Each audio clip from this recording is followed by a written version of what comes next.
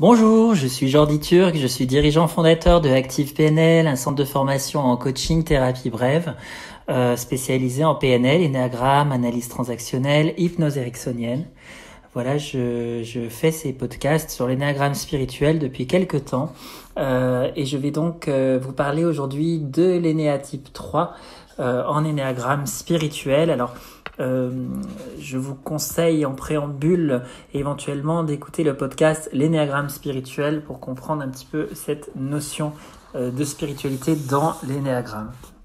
Alors je vais vous parler aujourd'hui de cet énéatype 3 parce que ces trois effectivement ils sont très soucieux de leur présentation, de leur aspect, de l'impact qu'ils ont sur les autres et on peut dire que ce sont un petit peu les caméléons de l'énéagramme parce qu'ils vont toujours faire en sorte de pouvoir selon les contextes et les situations dans lesquelles ils sont correspondre à l'image que vous attendez d'eux et en fait ils vont avoir vraiment toujours cette volonté de vouloir atteindre leurs objectifs. Donc il y a vraiment un effort sur leur présentation, sur la manière dont ils se présentent, qui peut être vraiment différente d'un contexte à l'autre.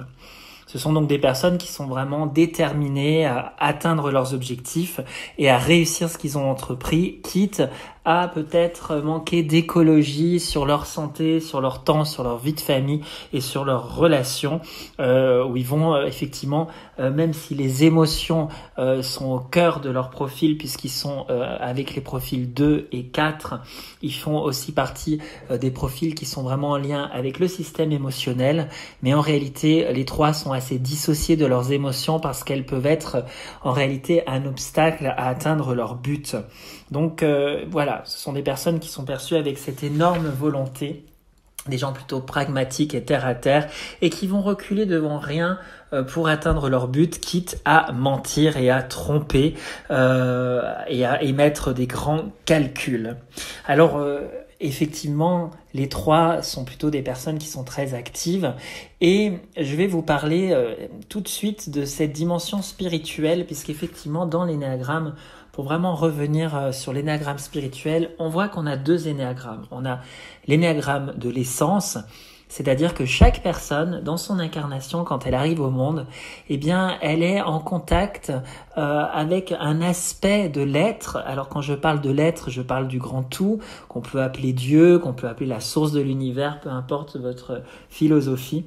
Eh bien, dans notre incarnation, nous avons une qualité qui nous fait expérimenter une facette en particulier de ce grand tout. Et quand nous perdons contact avec cette essence, avec cette réalité, eh bien, comme nous avons perdu ce contact, on va développer une personnalité, c'est-à-dire un faux moi, et on va essayer avec cette personnalité de pouvoir vivre malgré cette perte de contact avec l'essence. Et donc ça sera dans ces cas-là l'énéagramme de l'ego. L'ego qui est donc la personnalité, le faux moi. Alors quand je parle de la perte de contact, je rappelle que ça ne veut pas dire que nous ne sommes plus en contact avec l'essence, mais ça veut simplement dire que nous avons perdu le contact avec l'essence. Donc tout le travail spirituel consiste à enlever les obstacles qui nous empêchent d'être en contact avec cette essence. Alors, quelle est l'essence du 3 ? Eh bien, l'essence du 3 va s'appeler l'espérance sacrée et elle va être composée de deux choses. D'abord la loi sacrée et ensuite l'harmonie sacrée. Alors, qu'est-ce que c'est en fait ? Quelles sont ces idées sacrées ? Eh bien, ces idées sacrées, notamment la loi sacrée, qu'est-ce qu'elle nous dit ?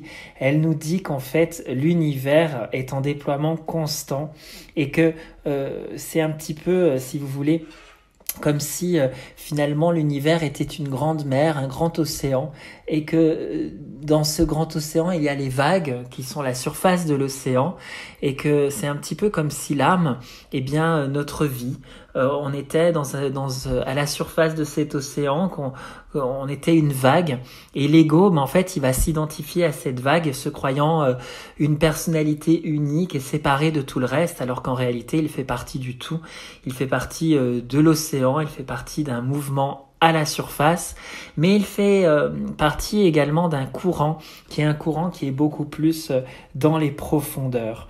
Et que ces courants, en réalité, ces courants de l'être, ces grands océans, il a un mouvement qui est en réalité unique et qui n'est pas détaché de l'autre. Et donc c'est ça, cette idée de la loi sacrée, c'est qu'en réalité, l'univers, il est dans un mouvement propre et il est dans un mouvement qui est dans un changement constant.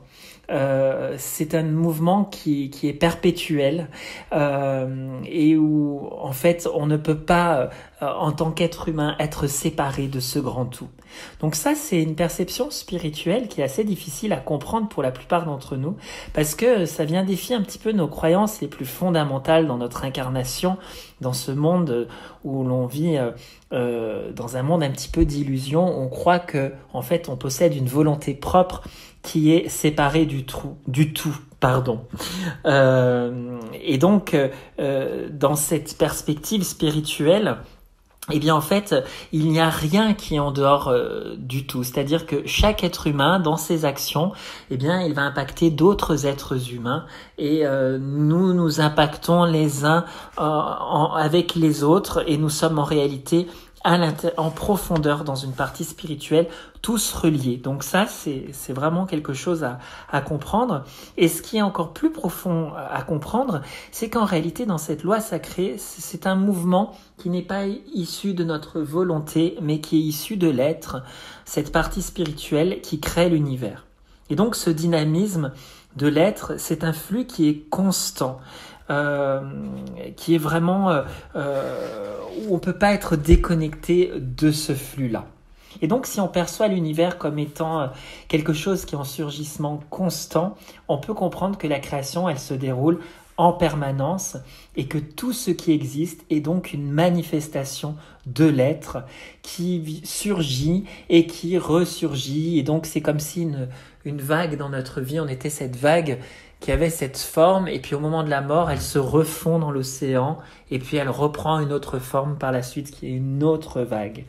Et donc, cette loi sacrée, elle nous dit qu'effectivement, toute la splendeur du monde physique, les étoiles, les galaxies, les planètes, toute la beauté de la nature, toute la beauté des créatures terrestres, en fait, ce n'est que l'être qui se révèle lui-même dans sa magnificence.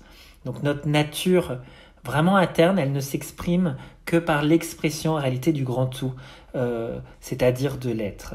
Et donc on en vient à cette deuxième loi qui est à cette deuxième idée sacrée. Donc on a cette loi sacrée, et la deuxième idée sacrée, c'est que c'est l'harmonie sacrée. Et donc cette harmonie sacrée, c'est que ce dynamisme, en fait, il n'y a rien qui s'oppose en réalité dans l'univers. Toutes les parts de l'être en réalité sont harmonieuses, même si à la surface, la mer peut paraître très agitée et on peut avoir l'impression d'un chaos total. Mais en réalité, ce mouvement, il est harmonieux si on le regarde dans un aspect avec un grand recul spirituel. Et donc, notre âme humaine, en réalité, dans son expérience, dans le cheminement spirituel qui est à faire, c'est de retourner et d'être attiré dans nos profondeurs, c'est-à-dire dans ce fonctionnement qui est unitaire et donc qui est en réalité harmonieux. Et c'est ainsi qu'on peut faire un réel travail d'épanouissement personnel pour retrouver à l'intérieur de nous cette harmonie. Alors, selon l'angle de vue du point 3, eh bien, c'est de s'ouvrir. Si on est dans ce flux 3, alors il y a des personnes qui y sont particulièrement, mais en réalité, on a tous les énéatypes à l'intérieur de nous, mais en réalité, c'est de revenir dans ce flux harmonieux. Et donc, ça va s'appeler, en fait, l'idée sacrée va s'appeler l'espérance du 3, qui intègre en réalité donc la loi sacrée et l'harmonie sacrée. Parce que plus on avance dans nos profondeurs et plus on se sent en accord avec l'univers et on se sent en accord avec le fonctionnement de l'univers. Donc c'est une proximité qui va vraiment nous ouvrir le cœur, qui va nous apporter vraiment beaucoup de paix, un petit peu comme si l'âme humaine, elle avait cette volonté de retourner vers son bien-aimé qui est l'être, c'est-à-dire qui est la source de tout et de toute chose. Et plus l'âme se rapproche de l'être, et plus elle sent qu'elle incarne et qu'elle habite un monde de beauté, de grâce et d'harmonie. Alors qu'est-ce qui se passe pour la personnalité du point 3, pour l'ego du point 3.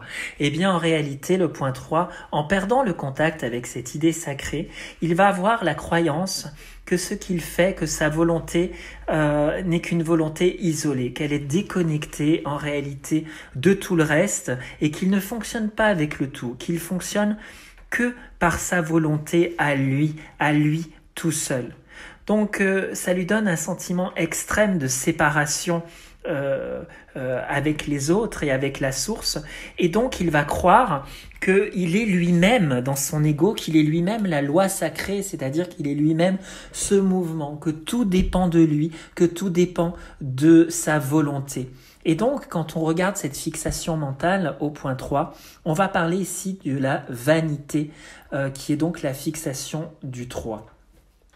Et donc, comme il se croit séparé des autres, eh bien, cette vanité de croire que ce mouvement, que ses ambitions, que tout ce qu'il fait est issu de sa propre volonté, eh bien, il ne prendra plus en considération l'écosystème des autres. Donc, on a, par exemple, un 3 qui va vouloir réussir et triompher pour une réussite qui lui est personnel, mais en fait, sur un plan divin, sur un plan sacré, réussir seul sans considérer la réussite des autres, en réalité, ce n'est pas une vraie réussite, puisque comme nous sommes reliés tous ensemble, et bien du coup, ça serait un petit peu une réussite qui n'aurait pas de sens, puisque c'est une réussite qui est isolée du reste.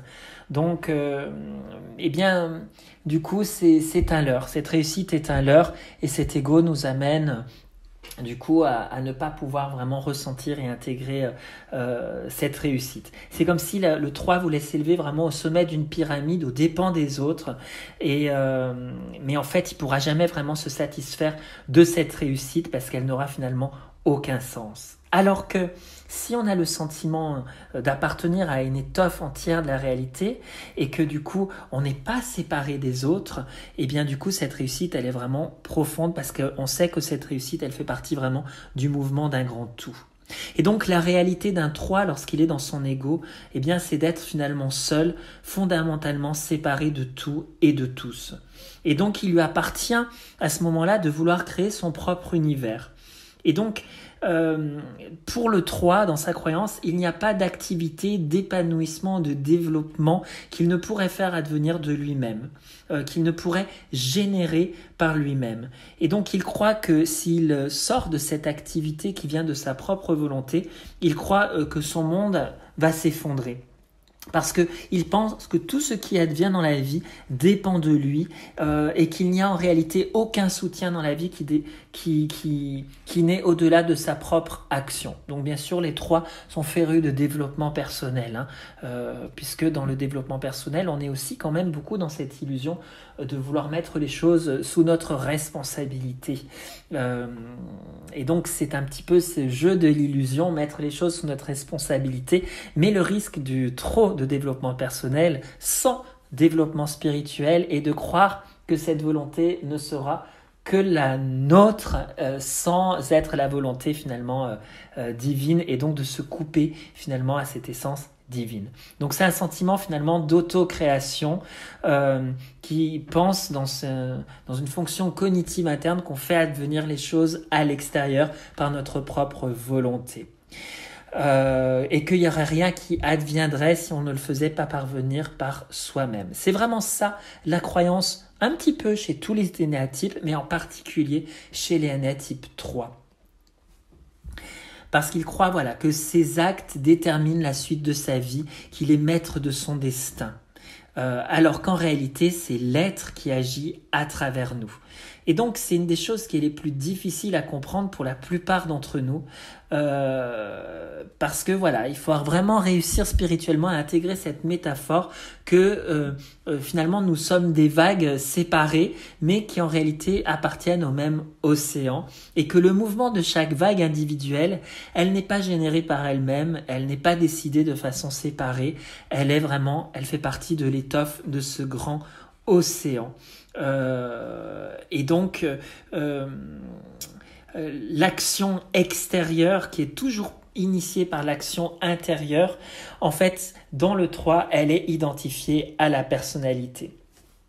Et donc effectivement, dans l'image que l'on a de nous-mêmes, on se perçoit tantôt comme étant avec différentes nuances, donc on peut se percevoir comme quelqu'un d'incompris, de ne pas aimer, coupé du tout, ou on peut se percevoir comme quelqu'un de très gentil, de brillant, de quelqu'un de très fort.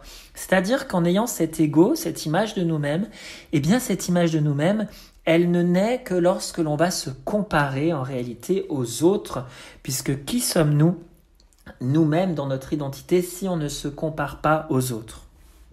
Et donc chez le 3, cet ego, il pense qu'il est vraiment dans sa réalisation, que c'est ça qui fait qu'il va pouvoir savoir qui il est. C'est-à-dire qu'il va savoir qui il est en fonction de lui, de sa personnalité, au lieu de se relier à qui il est en termes d'essence spirituelle. Parce qu'effectivement, cette activité de l'ego, en fait, elle est incessante dans notre esprit. Elle est là, c'est une activité qui est même épuisante, que ce soit une activité qui soit dans notre quotidien. Mais même la nuit, quand on dort, en réalité, notre inconscient continue à avoir cette activité et où on émet des plans sur l'avenir et de comment faire pour réaliser telle ou telle chose. Qui nous sommes, ça fait partie aussi de notre histoire passée, de notre vécu, notre histoire personnelle. Mais si on sait que l'être, c'est notre nature fondamentale, eh bien à un stade ultérieur dans notre développement spirituel, on va savoir que ce je, que cet ego, en réalité, il n'est qu'une illusion et que ce sentiment de soi, en réalité, c'est une illusion de l'esprit. Et que en réalité, quand on descend dans ce travail spirituel, on peut comprendre que les actions que l'on mène dans notre vie et notre destinée et ce qui arrive, eh bien en réalité, c'est en lien avec une volonté qui est une volonté spirituelle, une volonté, je pourrais dire, divine, qui n'est pas notre volonté.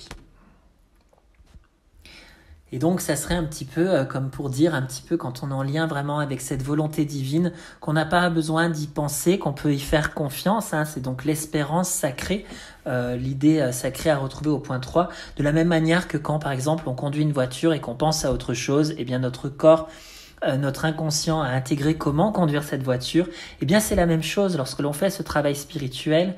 Ça veut dire qu'effectivement on peut poursuivre des objectifs, mais en fait on peut les poursuivre avec une pleine confiance que dans la manière dont on va s'y prendre et dans la manière dont nous réalisons notre objectif, en réalité c'est pas notre volonté, c'est une volonté beaucoup plus spirituelle qui est en dessous de tout ça, mais qu'on peut être vraiment connecté.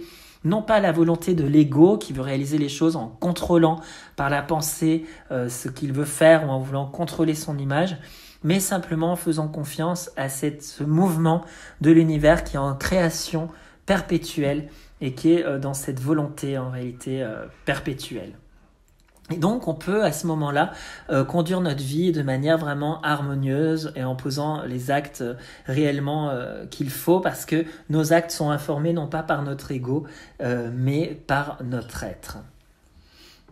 Donc en réalité, qu'est-ce que fait le 3 quand il a perdu contact avec cette espérance sacrée? Eh bien le 3, quand il a perdu contact avec cette espérance sacrée, il va vouloir imiter la volonté sacrée, le mouvement de l'univers. Et il va vouloir imiter cette volonté sacrée en émettant des actes qui seront des projets, qui seront faits par son ego et par sa volonté propre. C'est donc une imitation de l'âme, son ego est une imitation de cette volonté sacrée.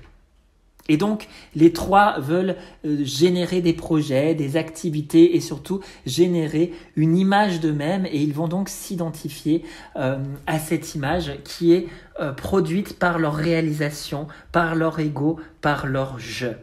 Et donc, ils agissent comme s'ils étaient eux-mêmes le principe générateur, l'aspect créateur de l'univers. Et donc, on pourrait dire qu'ils chercheraient un petit peu à prendre la place de Dieu, se créant eux-mêmes. Et donc, c'est ça la vanité du 3. C'est se lier à ce « je », comme s'il était séparé du reste.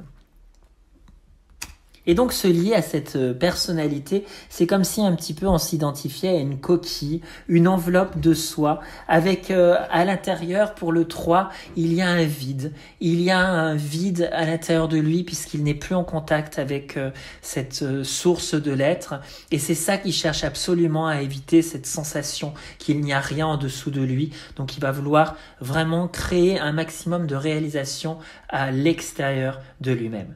Alors, Comment est-ce que ça a pu être possible? Et bien souvent, dans le passé, les 3 ont eu un manque de holding de leur environnement. Donc le holding, en psychologie, on pourrait dire un petit peu de manière simple, c'est le manque de signe de reconnaissance de l'environnement. Et donc, la croyance très ancrée dans l'histoire du 3 était de dire, eh bien, puisque ce n'est pas apporté par l'extérieur, je vais réaliser les choses moi-même, je vais le faire moi-même. Et vu que mon environnement n'est pas sensible à mes besoins et qu'il faut survivre pour être aimé, je vais réaliser les choses de moi-même. Et comme si leur survie dépendait d'eux et qu'ils étaient aimés dans leur environnement que par leur réussite, que par ce qu'ils faisaient, plutôt que par eux-mêmes.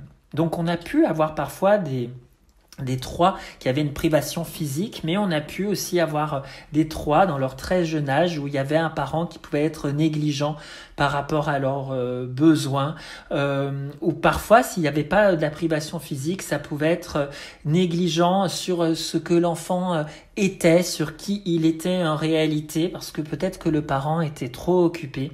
Et donc l'enfant, pour vivre et survivre, eh bien, il a voulu se faire apprécier pour un rôle, pour ce qu'il montrait, pour son image, pour ses réalisations. Et donc, c'est comme ça que l'ego s'est construit avec l'image qui est devenue très importante.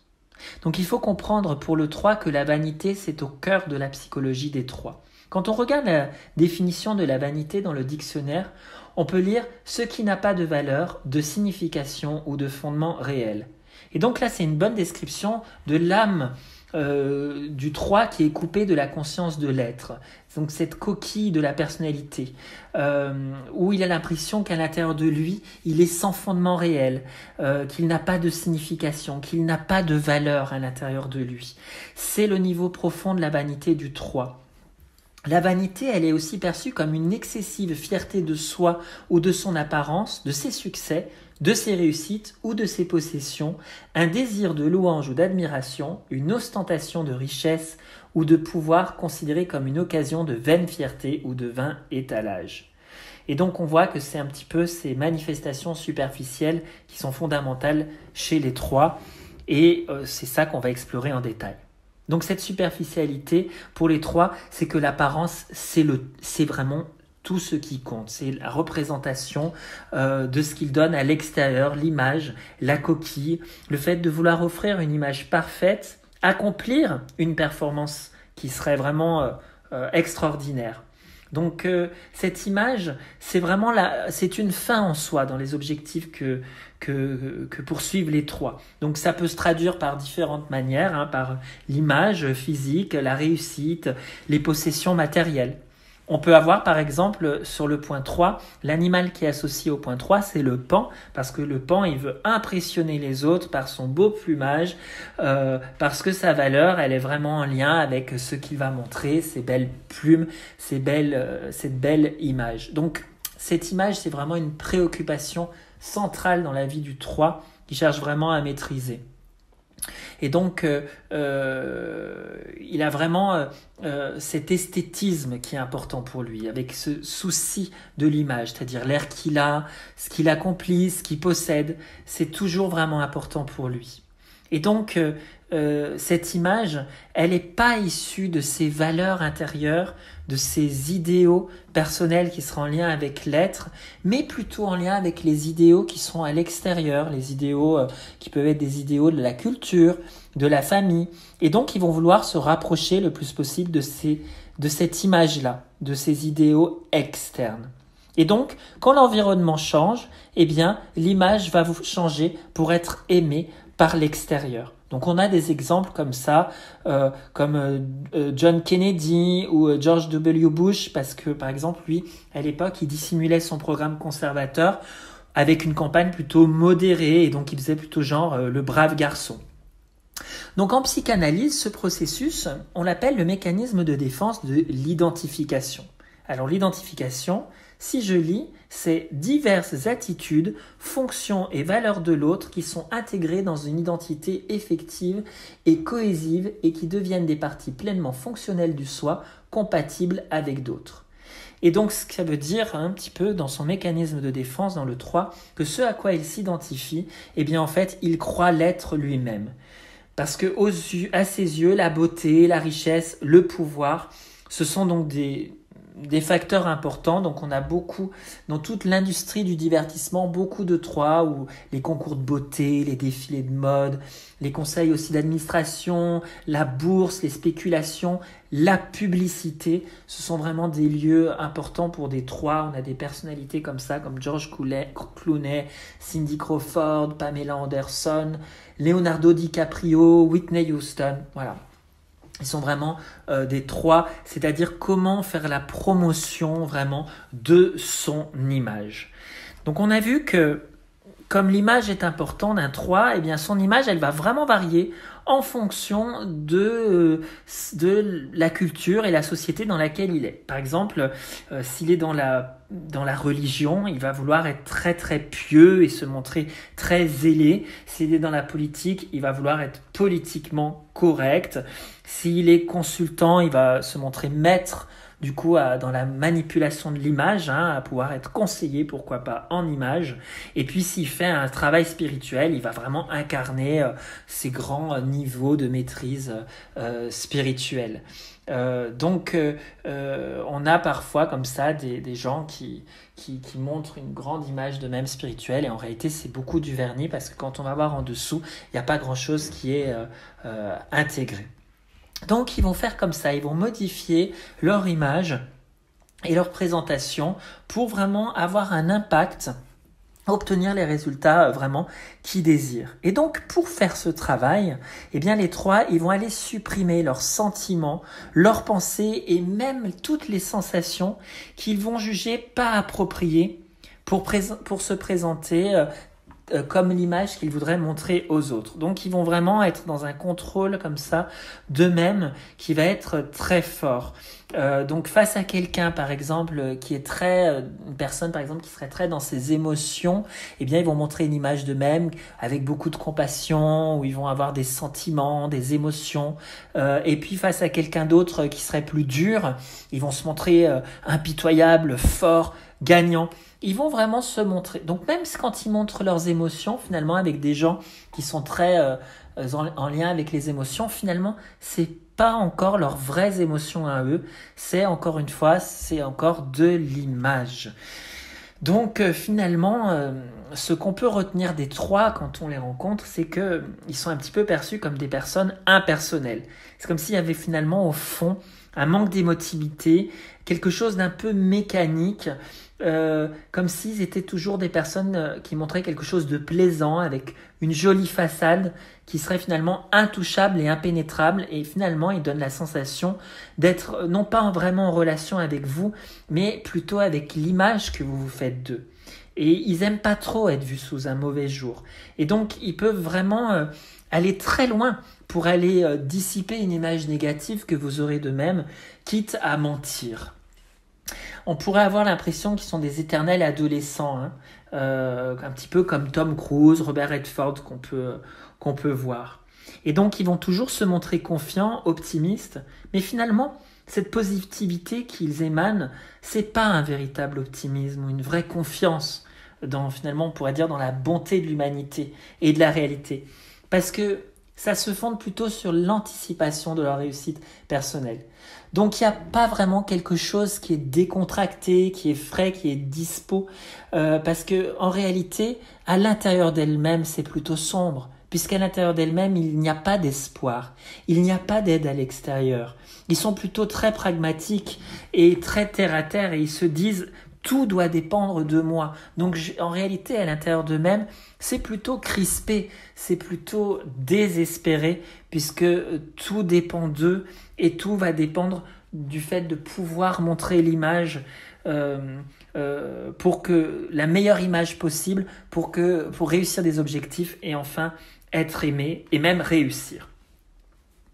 Et donc ils vont même aller jusqu'à pour réussir à tout prix, pouvoir éventuellement subordonner cette image à leur santé, à leur sommeil, à leurs sentiments. Parce que pour un 3, ce qui compte, c'est toujours d'être actif.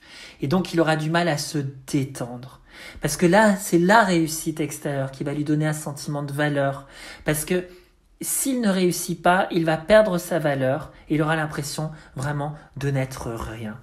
Donc, sa pulsion au 3, c'est une tentative d'éviter de ressentir en réalité cet état de déficience profonde qui est en réalité enfoui dans son inconscient. Donc, c'est cet éviter de rencontrer un sentiment d'échec. Et en fait, ce sentiment d'échec, ils l'ont en réalité. Parce que, en fait, comme ils croient que leur valeur, elle est vraiment issue de l'image qu'ils donnent et de leur réussite, en réalité, ça signifie qu'en dehors de cette image, eh bien, ils n'ont pas de valeur. Donc, le 3 vit en réalité un sentiment d'échec perpétuel. Et c'est pour ça qu'il va vouloir sans arrêt accomplir des réalisations. Donc, c'est un puits sans fond. Et donc, il peut croire qu'il n'aura pas l'amour des autres. Et ça, c'est vraiment en lien souvent avec leur histoire où leur mère ne s'occupait pas vraiment d'eux, de leurs besoins, mais plutôt par ce qu'ils faisaient et par leur réalisation. Et donc, il y a un sentiment encore plus profond d'échec, c'est le sentiment de ne pas avoir pu rester connecté à leur profondeur. Parce que pour un 3, s'imaginer que tout dépend de lui, finalement c'est son échec le plus ultime. Parce que toutes ses réussites extérieures sont d'abord une tentative d'annuler ce sentiment fondamental. Donc ils évitent à tout prix de se sentir impuissants, ils évitent à tout prix de se sentir incapables d'atteindre un objectif, même si pour ça, il faut se mentir à soi-même. Le succès, finalement, une fois qu'il est là, il n'est jamais vraiment perçu comme réel ou suffisant.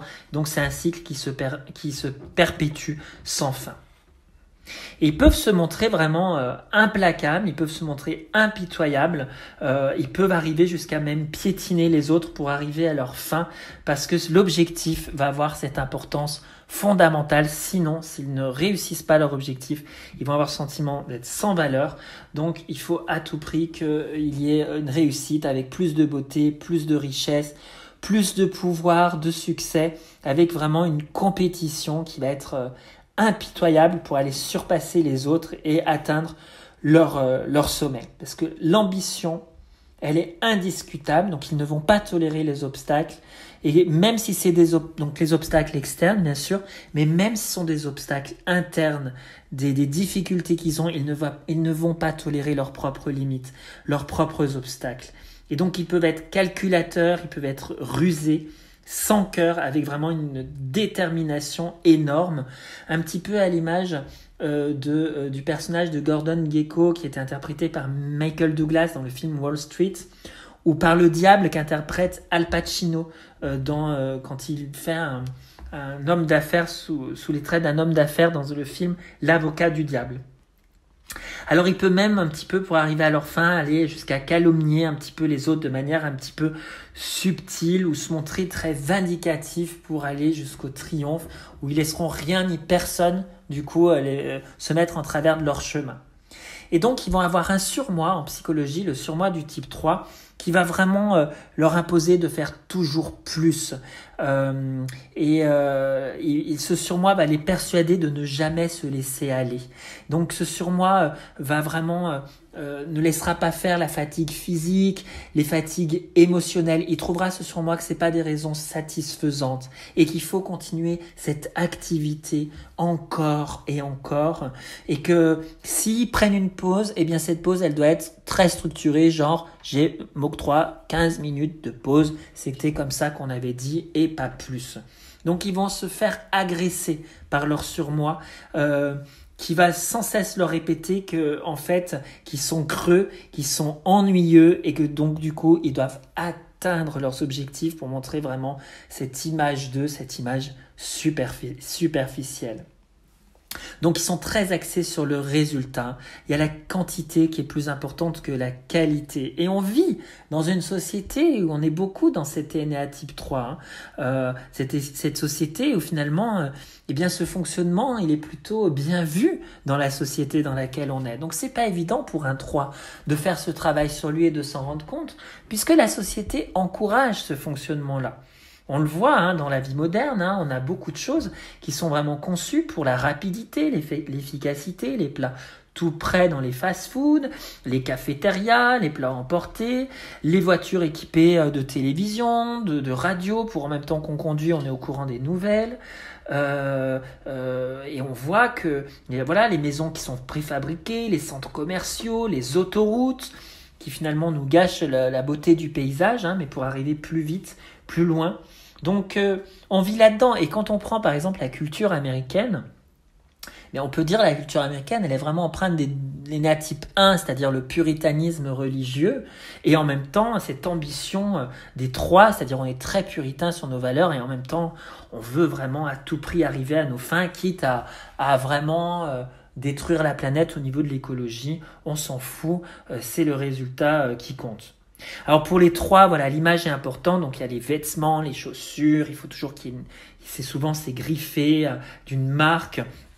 Et puis sur la pelouse, quitte à mettre des fleurs en plastique, des animaux en plastique, on va aller dans des bars, karaoké, faire croire qu'on chante bien. Voilà, il y a des faux semblants, de la fausseté, de la superficialité, et donc on va parler carrément de mensonge, puisque dans la passion du 3, au niveau du cœur, c'est le mensonge qui est là. Et donc ce mensonge, il est difficile pour les 3 de le voir. Moi j'ai connu beaucoup de 3 comme ça dans mes formations, et qui me disaient non, mais en fait, pourtant je mens pas, et donc c'est difficile même pour un 3 de voir son mensonge, parce qu'il arrive à s'auto-convaincre de ses mensonges.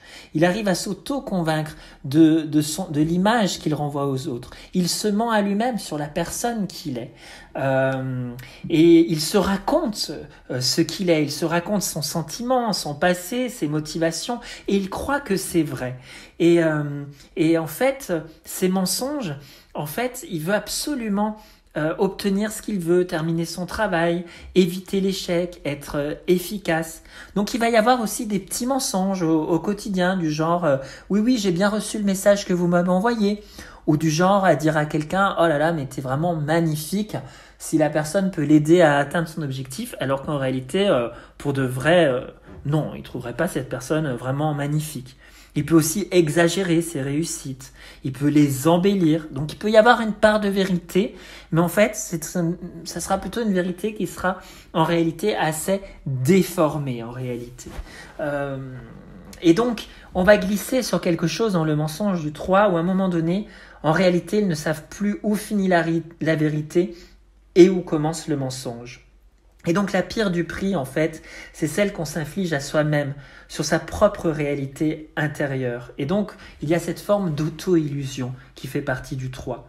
Parce que pour un 3, c'est difficile de savoir qu'est-ce qu'il s'imagine devoir ressentir, penser ou croire, et de ce qu'il ressent, pense ou croit réellement.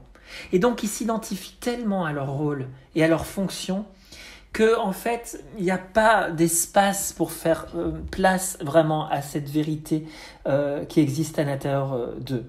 Alors, contrairement aux 2 autres profils qui sont vraiment dans le cœur des émotions et de l'image, comme les 2 aussi et les 4, dans l'énéagramme, le 3, lui, il va complètement s'identifier et croire vraiment à cette image qu'il a de lui. C'est comme si c'était un personnage de théâtre qui devenait le rôle qu'il joue, en oubliant, tellement qu'il incarne son personnage, qu'il est en train d'incarner une image, qu'il est en train d'incarner un personnage. Et donc il va faire croire aux autres cette identité, et il va s'en persuader lui-même, ce qui pour lui du coup est difficile de voir qu'il ment. Alors la partie du corps qui est associé au point 3, c'est le thymus. Et donc, qu'est-ce que c'est que le thymus ? Qu'est-ce que ça vient nous dire au niveau spirituel ? Eh bien, le thymus, c'est un organe du système lymphatique qui est situé derrière le plexus. Donc, c'est important pour tout enfant qui développe son système immunitaire pour être en bonne santé. Et le thymus, en fait, il va vraiment distinguer les tissus étrangers, les infections, les bactéries, les cellules malignes. Donc en termes de conscience, qu'est-ce que ça nous dit en termes de cette métaphore du thymus au niveau de la spiritualité ? Eh bien, c'est d'arriver à discriminer qu'est-ce qui fait partie de moi et qu'est-ce qui fait partie de ce qui n'est pas moi. Et donc, la tâche spirituelle, c'est de se tourner à l'intérieur Et donc c'est difficile pour un 3 de se tourner à l'intérieur de lui. Pourquoi ? Parce que comme nous l'avons vu, un 3 à l'intérieur de lui, en réalité, il a l'impression d'être creux, il a l'impression qu'il n'y a rien, qu'il est sans valeur. Et donc, son travail spirituel dans un 3, ça sera d'être dans la vérité, d'être dans la véracité. Ce qui est la vérité, cette véracité va être la vertu associée au type 3 dans l'énéagramme. Alors, Ikazo dit dans sa définition de la véracité, c'est la suivante, je la lis. Un corps en bonne santé ne peut qu'exprimer son être propre. Il ne peut pas mentir parce qu'il ne peut être rien d'autre que ce qu'il est. Donc on peut voir que la véracité, c'est une dévotion à la vérité et c'est une manière de pouvoir transmettre la vérité autour de soi, mais aussi surtout de la percevoir à l'intérieur de soi. Et donc c'est ça qui va être un point fort du voyage du 3, c'est de devenir cette incarnation de la vérité. Et donc pour qu'un 3 devienne véridique, au sens de cette dévotion à la vérité, c'est une question de travail spirituel, parce qu'il va devoir faire le travail de voir à quel point il se ment à lui-même. Et à partir du moment où déjà il va commencer à se rendre compte qu'il se ment à lui-même, ça sera le début de l'honnêteté. Et donc, le premier niveau de mensonge qu'il va devoir affronter, c'est sa croyance qu'il est ce qu'il fait. Et c'est quand il va comprendre que son estime de soi, que son estime de lui, elle repose plutôt sur la performance qu'il a, et qu'il s'éloigne dans cette performance de qui il est, qu'il va commencer à aller toucher cette vérité intérieure. Il va devoir, dans cette vérité intérieure, aller toucher quelque chose qu'il redoute le plus, c'est-à-dire comprendre qu'en réalité, à ses yeux, finalement, qu'il n'a pas vraiment de valeur. Et il va devoir ressentir cette perte de contact avec cette estime de lui, avec cette perte d'amour réel qui a touché son âme dans son enfance et que l'attention en réalité elle était portée sur ses réussites et non pas sur ce qu'il pensait et sur ce qu'il ressentait. Et ça, cette exploration-là, c'est quelque chose dans ce travail spirituel qui est douloureux. De vraiment, à un moment donné, percevoir que peut-être dans son environnement ou dans les gens qu'il a aimés, qu'il était perçu et aimé pour son image plutôt que pour qui il était réellement. Et donc c'est vraiment un point douloureux de voir ça pour un 3. Et il va devoir le voir pour comprendre ces mécanismes, comprendre qu'il a réprimé cette non-estime de soi en s'identifiant à cette image extérieure et surtout dans toutes ces réussites qui étaient en réalité des mécanismes d'évitement de cette perte d'estime. Et donc, quand il va aller explorer ça, donc ça va être douloureux dans son travail spirituel, mais il va découvrir que finalement, il ne sait pas vraiment ce qu'il veut. Il ne sait pas vraiment ce qu'il ressent. Et il ne sait pas non plus qu'est-ce qu'il désire. Parce qu'il ne sait même pas comment commencer à se poser des questions. Et il va voir l'étendue de son identification et qu'il a investi toute sa force vitale, toute sa psyché sur des choses sur lesquelles se tourner au niveau de son image. Et donc il va faire face comme ça à un sentiment d'abîme, un sentiment de trou dans lequel il tombe. Et c'est un sentiment très douloureux. Parce que si l'image est un mensonge, qu'est-ce qu'il lui reste ?